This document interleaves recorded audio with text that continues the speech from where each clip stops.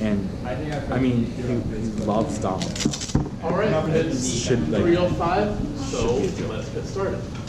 So quiz 5 is out tomorrow, and it's due Saturday as usual, as the other 4 quizzes were. And part 2 of homework 2 is also due on, not also, but also, can't speak, it's due on Sunday.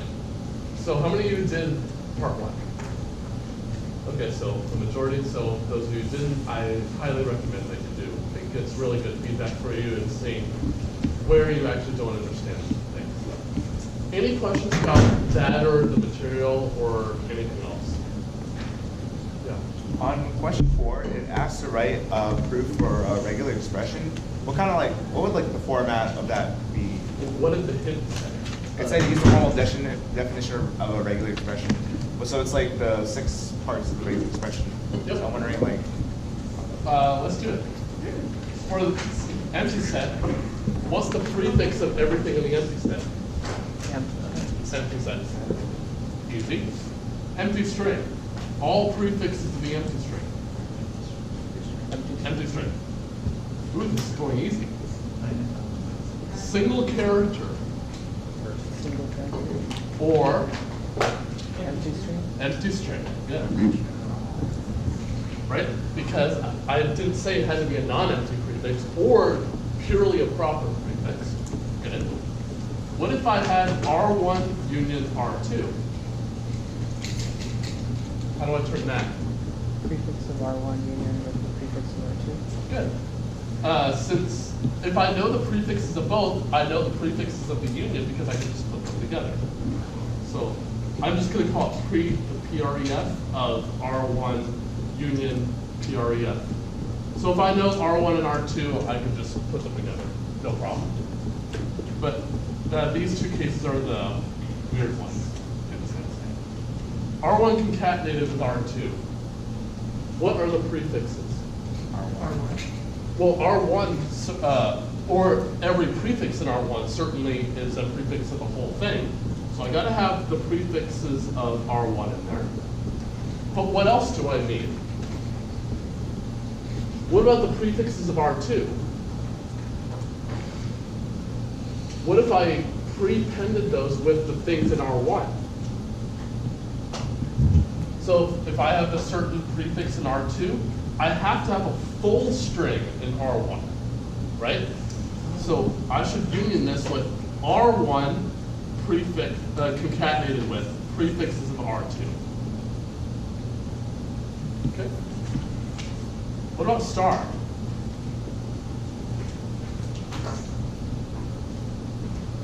Well, let's think.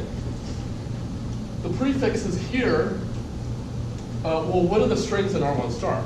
It's a bunch of strings in R1, all concatenated together. What's that? And the empty string, but I'm not going to worry about that here. Well, empty strings are prefix of any string, so I'm going to get that for free. But what about this? If I have R1 star, well, if I have a whole bunch of concatenations together, then whatever the last one is, I can take a prefix of that one, but can I take any prefix of the previous ones? No, because I need to have all of the other ones be in R1. It's just the last one that needs to be a prefix. So this is, let's see, it's R1 star prefixes of R1. Concatenated with. Right? Because I can't, let's just say I concatenate 2 strings in R1. I can't short the first one. I can short the second one, but I can't short the first one because then it might not necessarily be a prefix of a string in the star. But if I look at the very last one and look at the prefixes of that, then I get the exact prefixes I want. Any questions on that?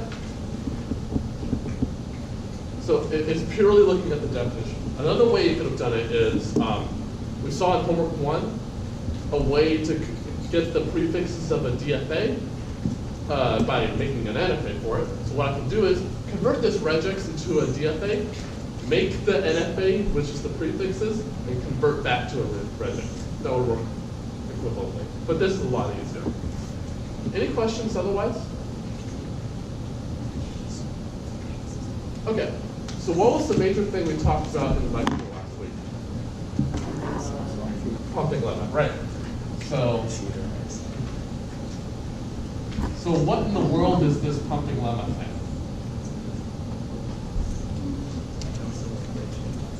What is that?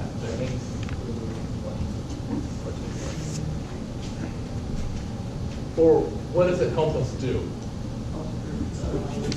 Right, it helps us prove that a language is not regular. But what does the pumping lemma actually say something about?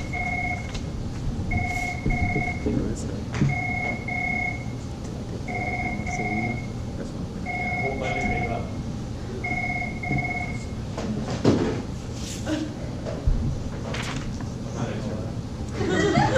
All right. Well, what does the pumping lemma actually say?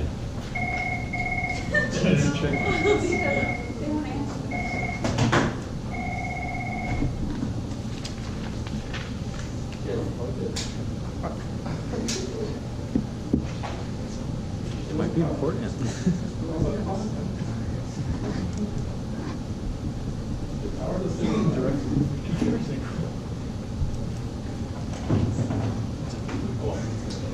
All right. Well, what does the pumping lemma actually say? It says something about what?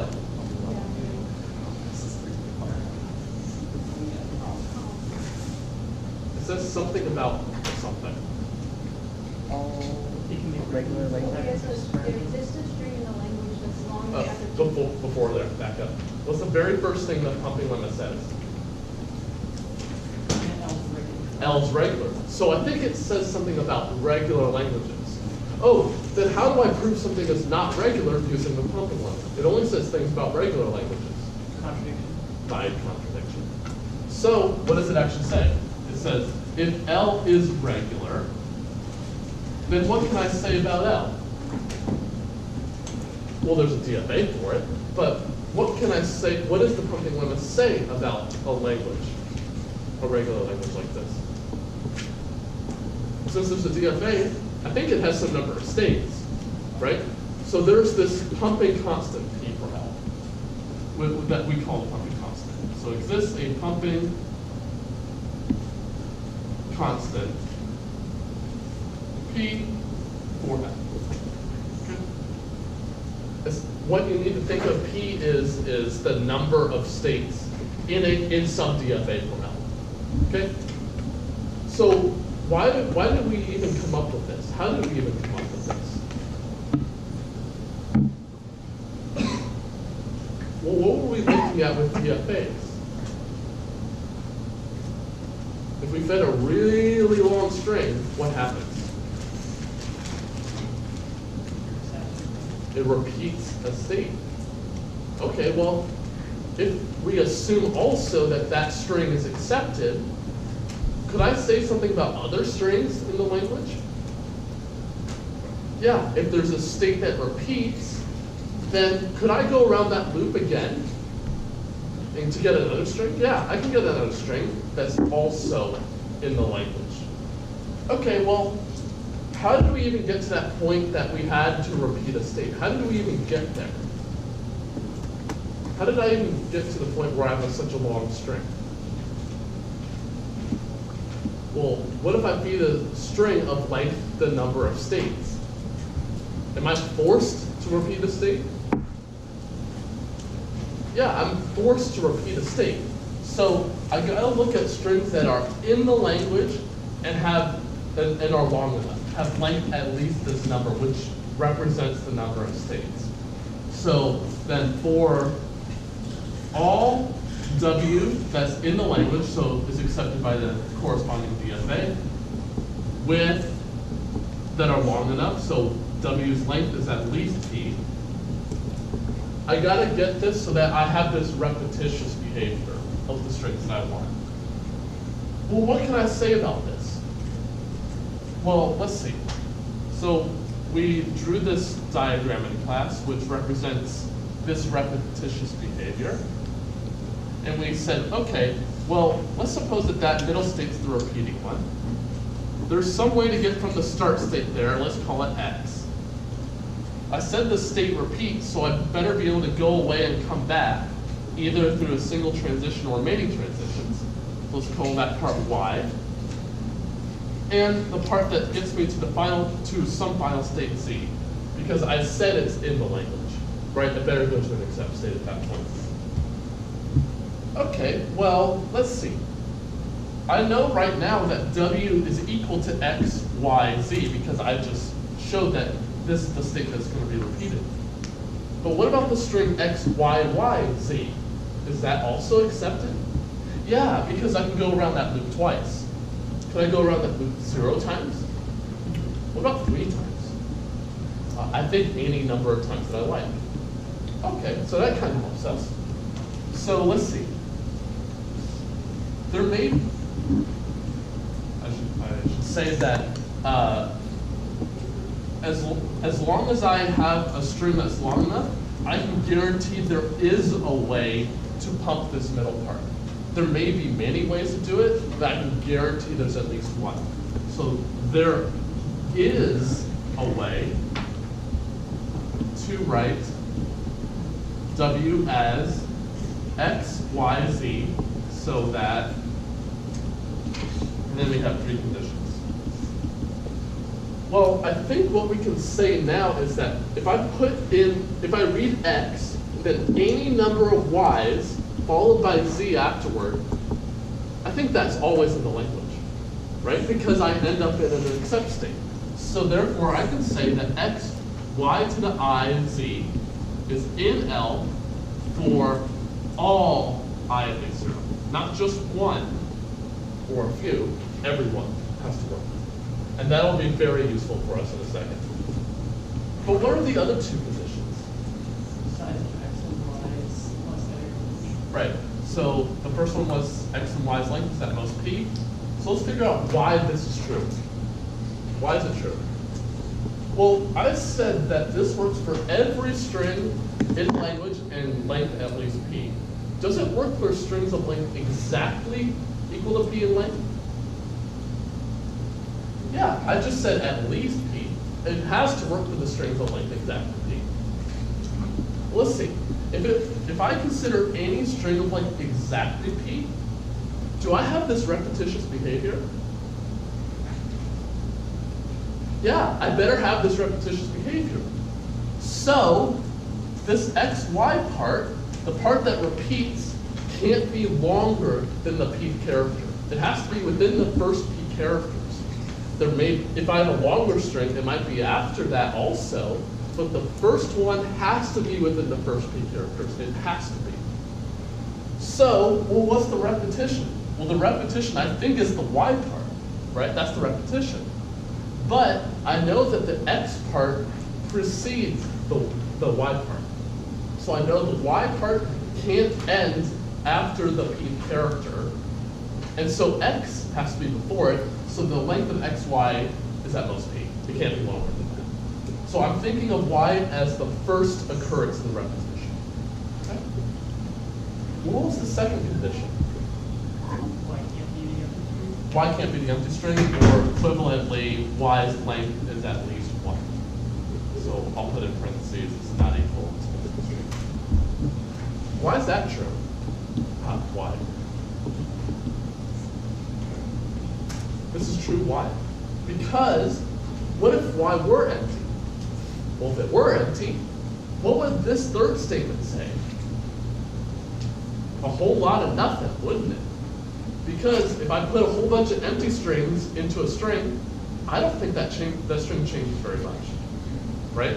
So it's not really telling me anything other than the strings in the language, right? It's just saying, here's a string in the language, and that's it. It doesn't tell you anything else about other strings. So if I have a string that really does have this behavior, I can put in more non-empty copies of some string to get other strings. So it's really telling me the structure of the language. Okay? Any questions on how we were able to find that? Okay. So I want to show a lot of languages are not regular. So let's do this first one. So I want to say that this was not regular. So what is it? It's zeros, ones, and twos. The number of zeros, ones, and twos is the same. Zeros followed by ones, followed by twos. So what would be my first step in doing this? Proving it. Assume that L1's regular. Good. So assume L1 were. I should say suppose, but it doesn't really matter here. Were regular. Then what can I immediately tell from that statement?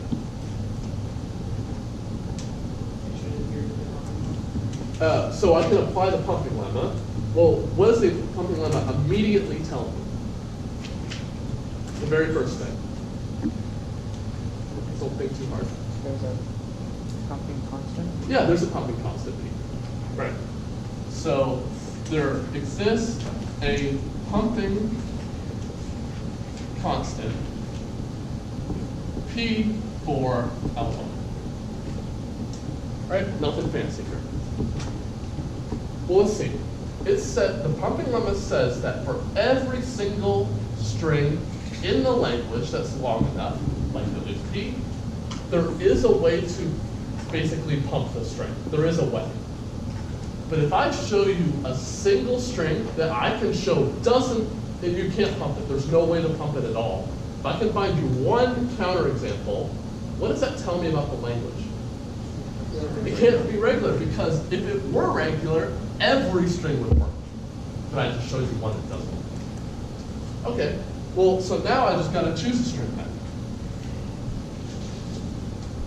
So I can only talk about a string if it's in the language and that's long enough.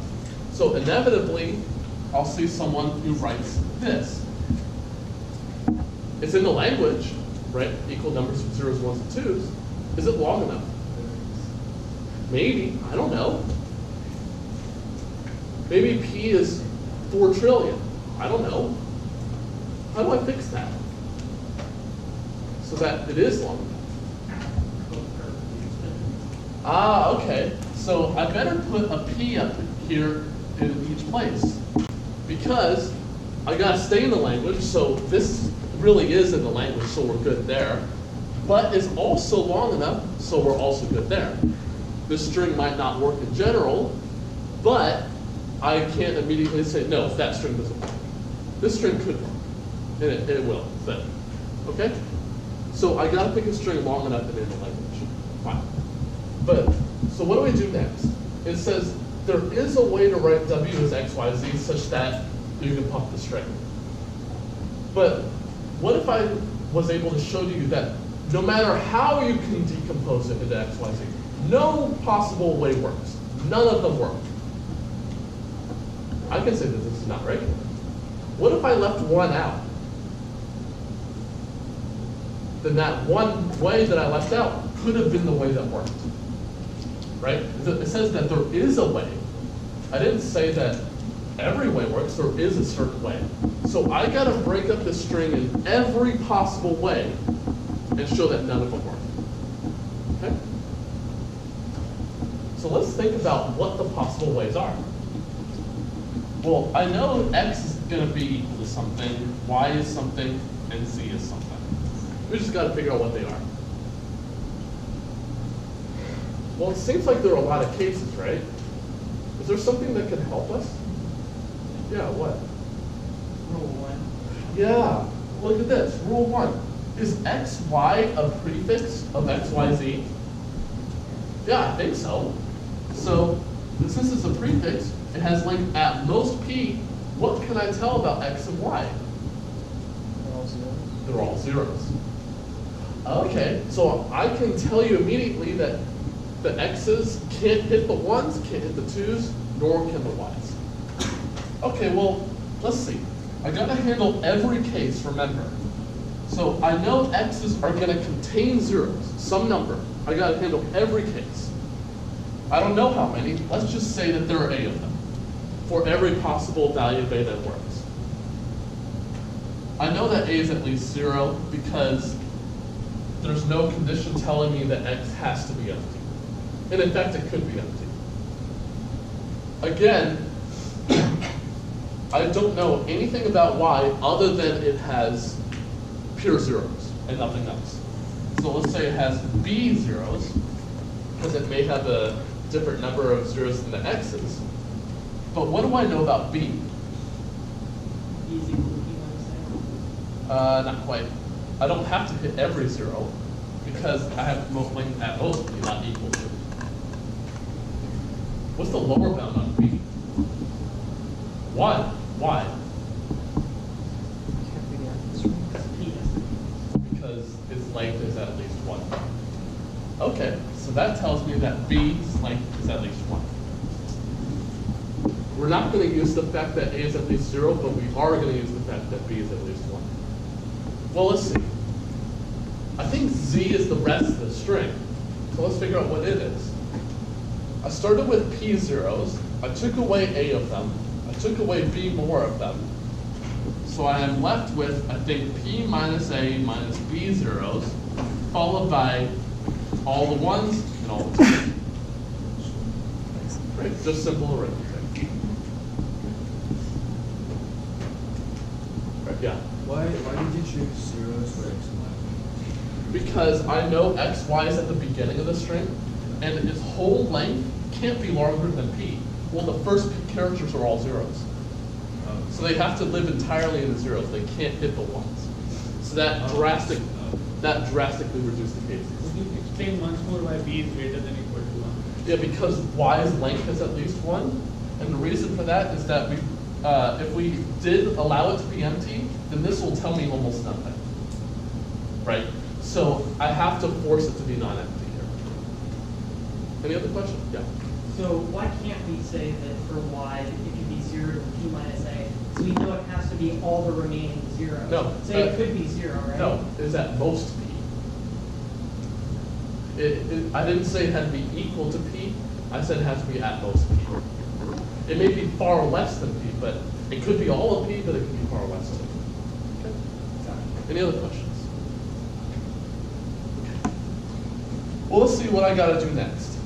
This says, well, first off, what part of the parking lot is going to actually get us a contradiction? I think I constructed my string based off rules 1 and 2. I think number 3 is going to help us here, get us a contradiction.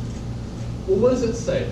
It says, no matter how many values and how many copies of I that work, copies of Y that you can put in the string, it'll always stay in the language, always. But if I can find you a single value of I for which I get out of the language, I can conclude it's not right. Well, what value of I do I have right now?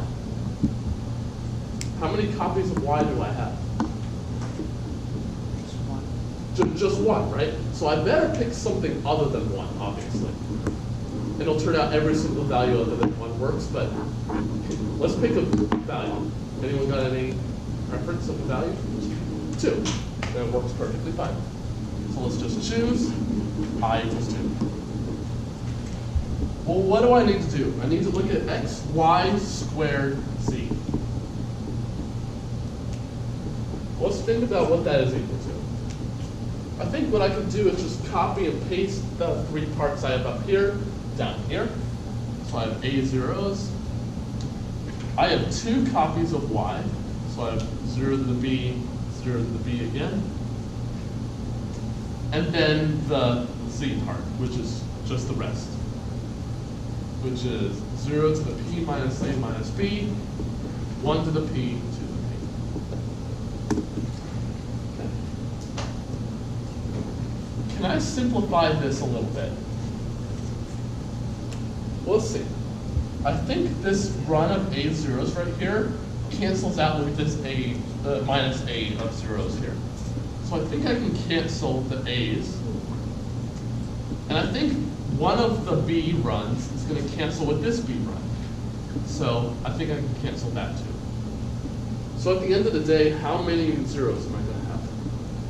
0 to P plus B. P plus b zeros. Okay. So p plus b I didn't touch the ones and I didn't touch the twos. Okay. Now, I want to show that this can't be in the language. But what's the only possible way it could be in the language? Well, I better have the same number of zeros, ones, and twos. So I think this better be equal to this, which better be equal to this, right?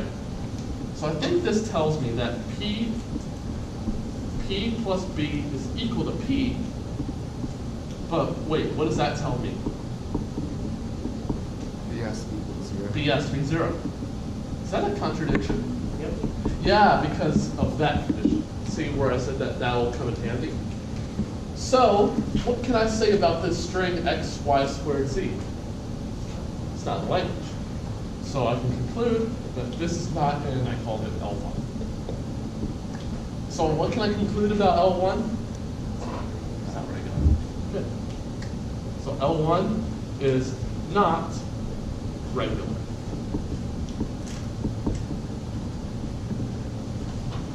Cool. Any questions about how we did that? Okay. So let's do a very similar example, very close. So the structure is the same except I have 3 n0s, 2 n1s, and n2s. Okay? It's not all the same, but they're multiples of each other. So I want to claim that this is also non-regular. So how do I start a proof like this again? Assume that it's regular, so I'm not going to bother writing it again because it's the same. And then what can I conclude from the fact that I supposed it were regular? There's that pumping constant P4. P4 is L1 prime this time. Okay? Well, can I choose this string that I did before over here for this one? No, why can't I? It's not in the language. It's long enough, but it's not in the language. So I gotta still choose a string. No problem. But what string should I pick? 0 to 3p, 1 to Yeah. So you get the idea. 1 to the 2p to the p. So if you're ever confused, 98% of the time, this strategy works. Put p in the place of n in the exponent. So I saw n's up there, put p there. So n's up there, put p there. 98% of the time that works. Not all the time, but most of the time. Okay, well, what are all the decompositions of w into x, y, z? Well, could I use these that I did before? And if not, what changes? Well, let's see. If the first 3 p characters are zeros, are x and y all zeros again? Yeah, I think so, because I have even more zeros this time. So x is still all zeros, and y is still all zeros. And we'll remind ourselves that b is at least 1. But I think z is going to change just very slightly. So z is going to still now be, well, I have 3p to start with, took away a, took away b, so I have 3p minus a minus b, and the rest of the string. Okay. Let's pick a value of I again. Any choice? Yeah, any value? 3. That perfectly works. So let's choose I equal to 3. So I want to look at x, y, cube, z. Actually, any value of I other than 1 works here, but I won't do that. So 0 to the a, then 3 copies of y. So to shorthand it, I'm going to call it 0 to the 3b. And then the z part, which is 0 to the 3p minus a minus b, 1 to the 2p, 2 to the p. Okay. Just exactly what we did before. Okay. Unless I didn't do that right. No, I didn't. Okay. Good. So at the end of the day, how many zeros am I going to have? Let's see. I think again the A's are going to go away, and one of the B's is going to go away. So I have 2B here.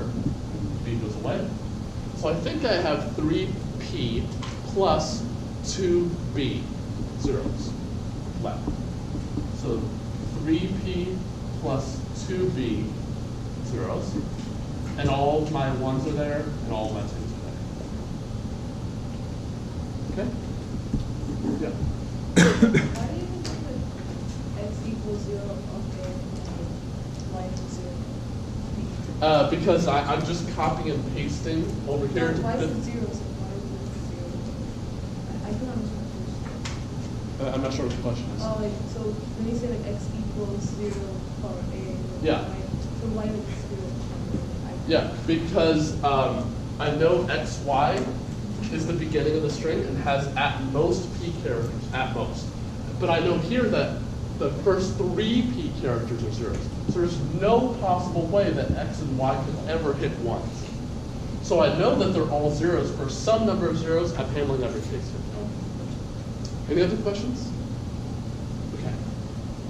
Well, what's the only way that this string could be in the language? Well, let's just go very slowly here. So, because I want to be absolutely sure about it. So I think the only thing that changed was the number of zeros. And the only way that that could stay in the language is that 3 times the number of 2's is equal to the number of zeros. So I think 3 times this number is equal to this number. So that tells me 3p plus 2b is equal to 3p. Oh wait, what does that tell me? B is 0. Again. I think that's a contradiction. So what can I conclude now? It's not regular, again, for the same reason before. So L1 bar is also not regular, for almost the same reason. Okay. Any questions about any of that?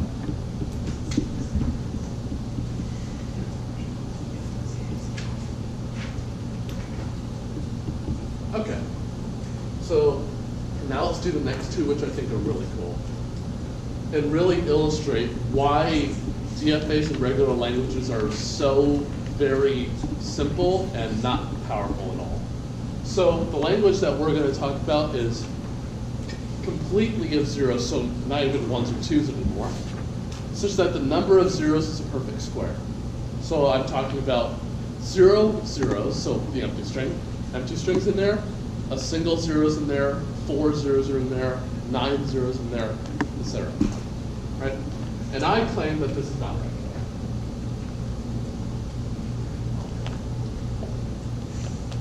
So how does a proof like this go again? How do I start? How do I start a proof like this? Suppose it's regular. Suppose it's regular. Good. Not everything in life has to be difficult. Suppose L2 were regular. And then, just like before, there's a pumping constant,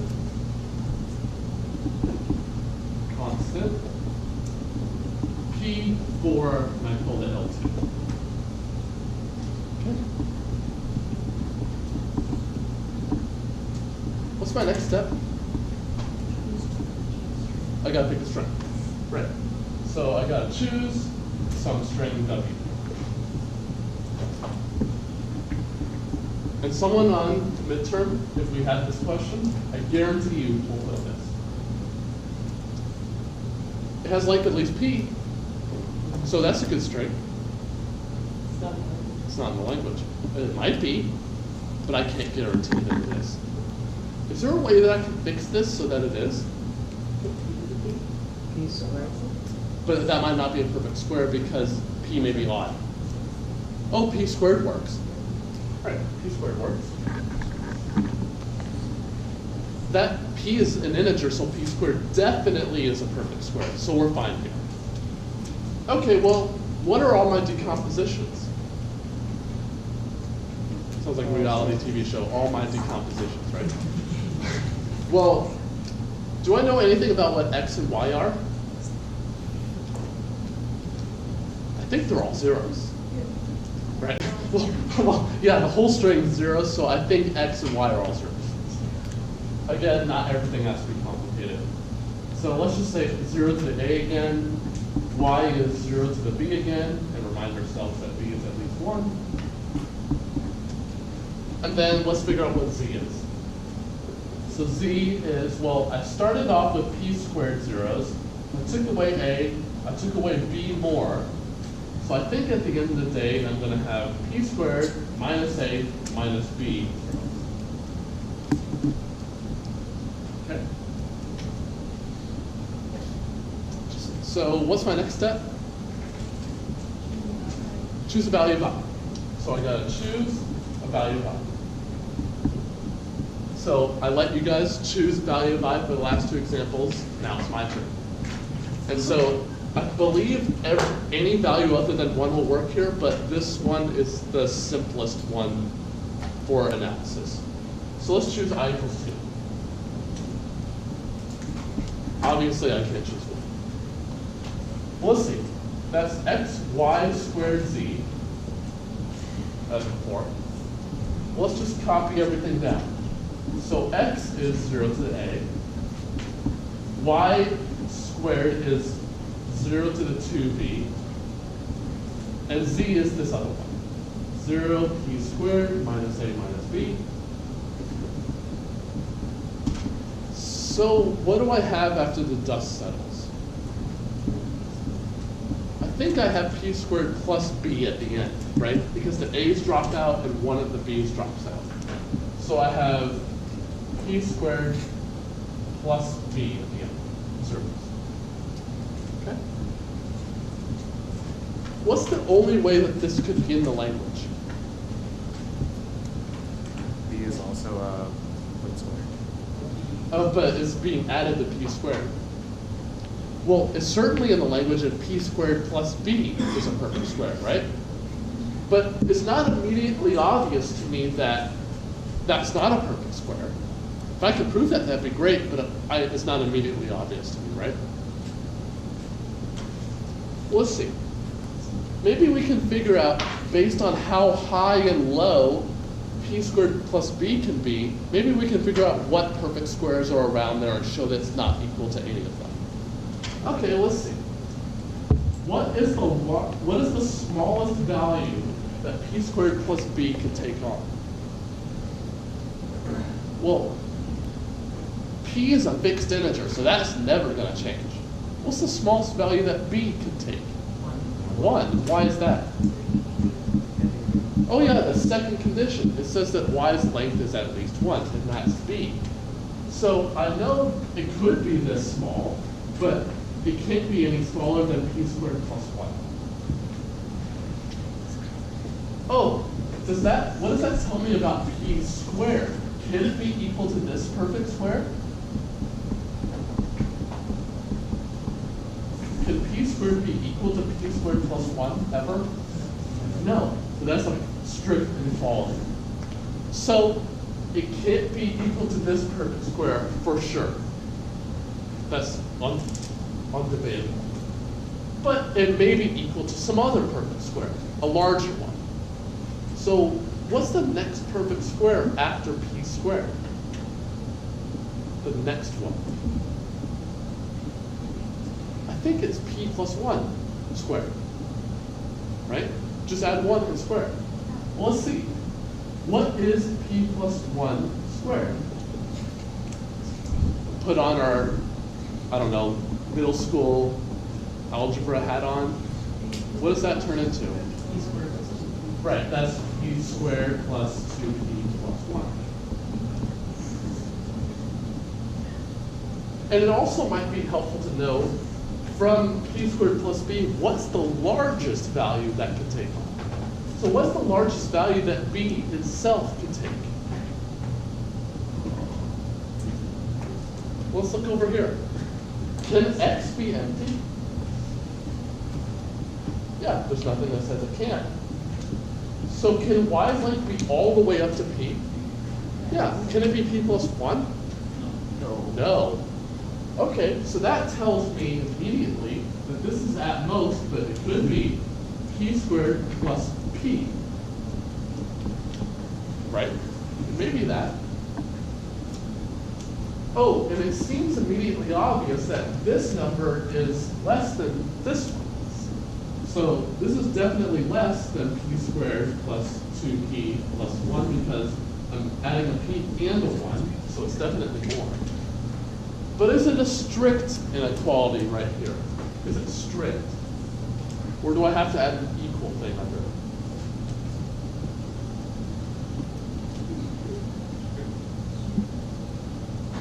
Is it strict? Yeah, why is it strict?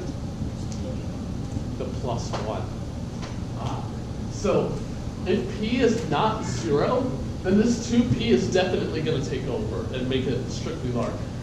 If P were 0, then, which can't happen, but even if it could, this plus 1 would take over anyway. Okay, let's see. Let's try to recap what we just saw. What's the length of the string that we just made? Well, it's P squared plus B. We found out what's the smallest and the largest value that that can possibly take. It can't take anything else. And we said, it can't be equal to this perfect square or this one. Are there any in the middle? No, and why is that? Because I asked for the next perfect square. There can't be any in the middle because I asked for the next one. If there were, we would have gotten that one instead. So we just learned that the length of the string we just made is not equal to two perfect squares and between both of them. So what can I conclude about this language then?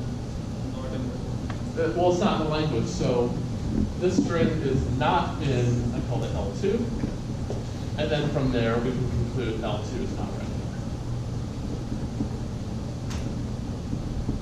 Okay, so what did we do here?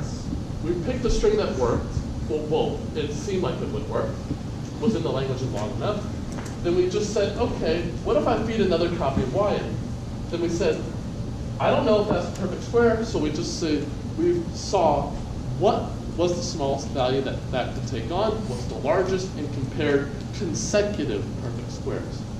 If I chose an even larger perfect square, I can't conclude anything because it could be the one in the middle, right? And I can't conclude that. Because it's consecutive, I can say this now. Any questions about this? Okay, so let's do one that's even cooler.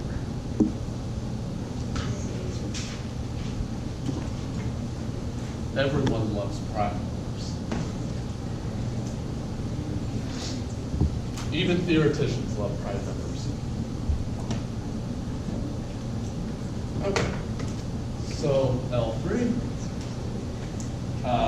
0 to the n is a prime number. It's not right.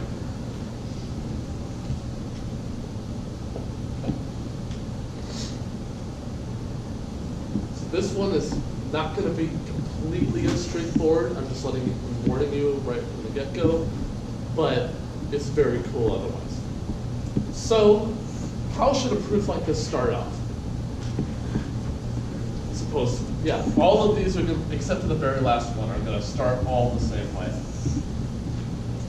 So suppose L3 were regular, then exists a constant P for L3.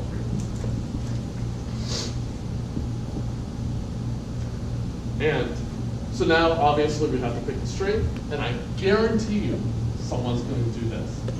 Choose 0 to the P. P stands for prime. So therefore, this string's length is prime, therefore it's in the language. Since P stands for prime, right? You can I can't guarantee that. Well, I gotta pick a prime number, at least p, right? I gotta have something in the language, obviously. It has to be at least p. So can I pick a prime larger than p? Does there exist one?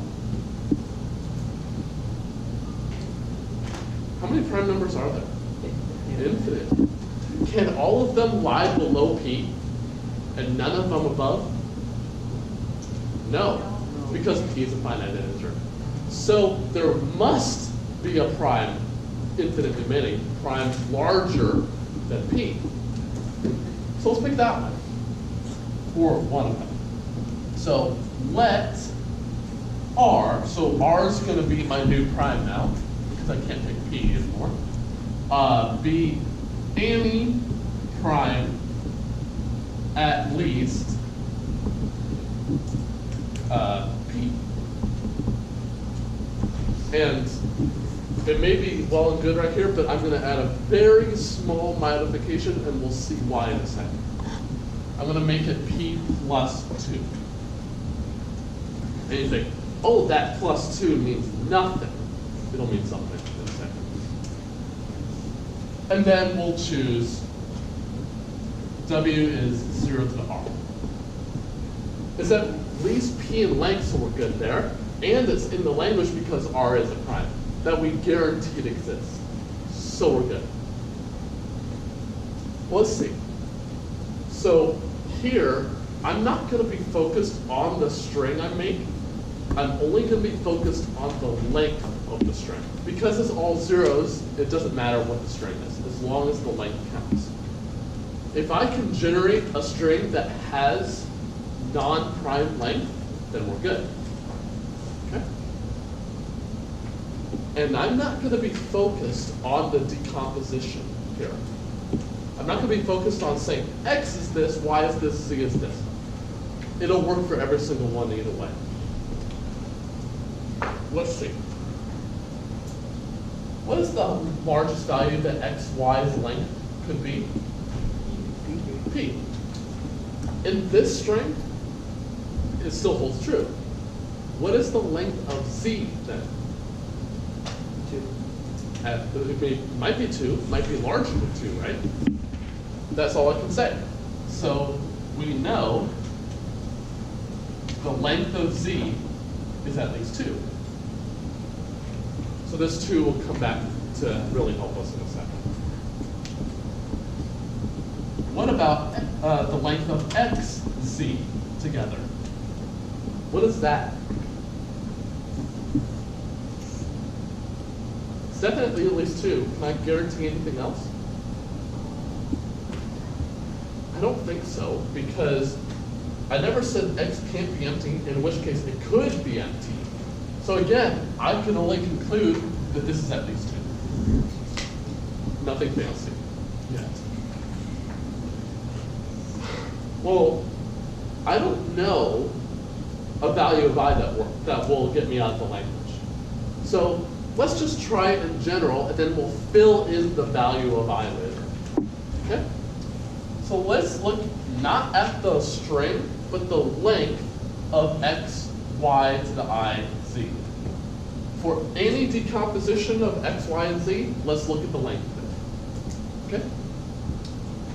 I could have just said that this is 0 to the x plus I times y plus z, but I want to make this simple-ish. Well, let's see.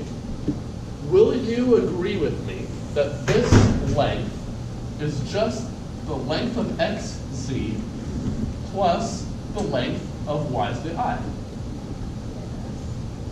Yeah.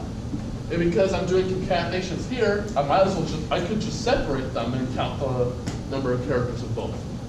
There is no issue there. But will you also agree with me that this is equal to xz plus I times the length of y? I think so, because, well, this part didn't change, so that's no problem. Here is I copies of y, so each time it's just the length of y and I add them up I times, well, that's just I times the length of y. Okay, so I'm justified in saying that. Well, let's see. I want to choose a value of I such that this number is not prime. Right? I want to guarantee it's not prime. Well, I'm going to use the fact that xz is at least 2. So let's choose I to be the length of xz. Can I do that? Yeah. xz's length is just a finite integer. I can just let I be that thing, whatever it is. So I don't always have to pick a particular integer, like 2 or 3 or whatever. I can pick it based off the decomposition itself. And that'll always work too. Well, let's just plug it back in. So this is just the length of xz plus the length of xz times the length of y. Anyone see where this is heading yet? The epic conclusion? What do you think I'm going to do with this? What's common in both? The length of xz. So can I factor that out? I think so. So what if I factored out the length of xz outside? What am I going to get? Well, I'm going to have 1 because I divided it out. 1 plus, what do I have on the other one? Length of y.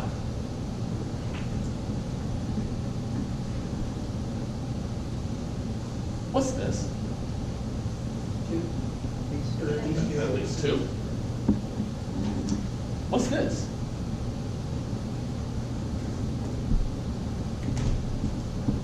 One plus the length of y, what's that? Can I guarantee anything on it? What is it? It has to be At least 2. Ah, yeah, there we go. At least 2. Let's see. The length of the string that I just made is the product of 2 integers which are at least 2. Can that number be prime? The number that's the product of those 2? No, because a prime number is defined to be a number that's only divisible by 1 in itself. And whatever this integer is divisible by 2 numbers that are at least 2. Okay, so what if I chose 2 over here to be 1? Why did I need 2 there? Because if I chose 1, I could have only guaranteed that this was at least 1. At which point, you may say, well, this could be a prime number, right? And that's a decomposition that would work. So by making this 2, I have a factorization of a non-prime number. Okay? And so here's something that's really important. So I love this proof because it's really slick. But, and you may think, oh, that just came out of thin air. But the idea that's contained within here is really important. Actually, 2 ideas. One idea is you don't have to pick exactly p to be the length of the string or any part of the string. I could have just picked, say, p squared over there, or in some cases, p factorial, or whatever. I could pick anything I want as long as its length is at least p. And the other thing is that I don't have to pick a precise integer. I can pick something purely based off the decomposition, and that will always work. Any questions about this? I know I went over time. Wait, what does that x mean between x and the length of c? The decomposition x, y, z, I'm just taking out the y in between. Okay? Any other questions? I'll see you next week.